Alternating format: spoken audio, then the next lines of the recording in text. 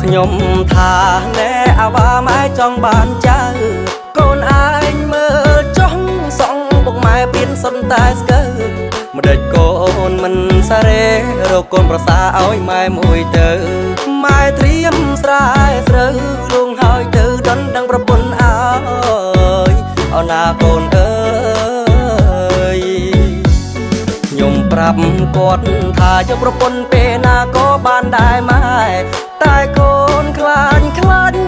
យកของឈឺសាថ្ងៃក្រោយមិនដូចសង្សារបែកពេលណាក៏មិនខ្វល់ឡើយនេះប្រពន្ធម៉ែអើយបើខំម្ដងហើយของមួយជីវិត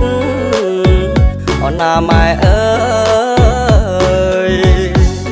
ខ្លាចបាំងអ្នកប្រពន្ធឡាំយ៉ងពឹងស៊ីម្ដងកូនមិនហ៊ានដេកចិត្តខ្លាចបាំងអ្នកប្រពន្ធញៀនលបាយមួយថ្ងៃគិតតែអង្គុយបាំងផ្លិតខ្លាចបាំងអ្នកប្រពន្ធឆ្នាំស្វាការរួញកាលណាដោយខ្លាចចូលសន្ធិដ្ឋ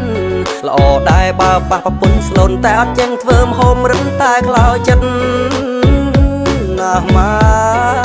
អើយម៉ែថៃអ្នកអាវ៉ាកុំព្រួយម៉ែគេកូនគេមួយល្អចិត្តកុំនិតការងារចឹងសពមកកាផ្លេខឹងប្តីមិនចឹងជេចឹងតែយល់ចិត្តតោះជឿតាមម៉ែមកដាទៅយកខំយកត្រូវថ្ងៃក្រោយចាំគិតសំខាន់ម៉ែចង់បានចៅតង់ភ្លឹមទៅកុំខ្វល់កុំគិត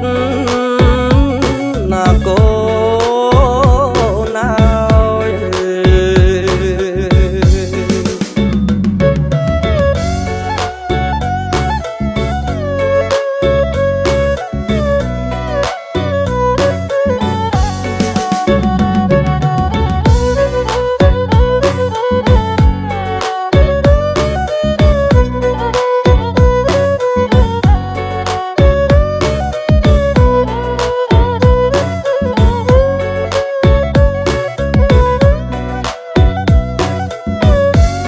ខ្លាចបាំងអ្នកប្រពន្ធឡាំយ៉ងពឹងស៊ីម្ដងកូនមិនហ៊ានដេកចិត្ត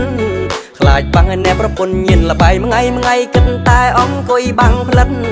ខ្លាចបាំងអ្នកប្រពន្ធឆ្នាំស្វាការរួញកាលណាដោយខ្លាចចូលសន្ធិដ្ឋល្អដែរបើប៉ះប្រពន្ធស្លូនតែអត់ចឹងធ្វើមហូមរឹងតែខ្លោចចិត្តណាម៉ែអើយម៉ែថៃអ្នកអាវ៉ាកុំព្រួយម៉ែគេកូនគេមួយល្អចិត្តកុំនិតការងារចឹងសពមកកាផ្លេខឹងប្តីមិនចឹងជេចឹងតែយល់ចិត្តតោះជឿតាមម៉ែមកដាទៅយកខំយកត្រូវថ្ងៃក្រោយចាំគិតសំខាន់ម៉ែចង់បានចៅតង់ភ្លឹមទៅកុំខ្វល់កុំគិត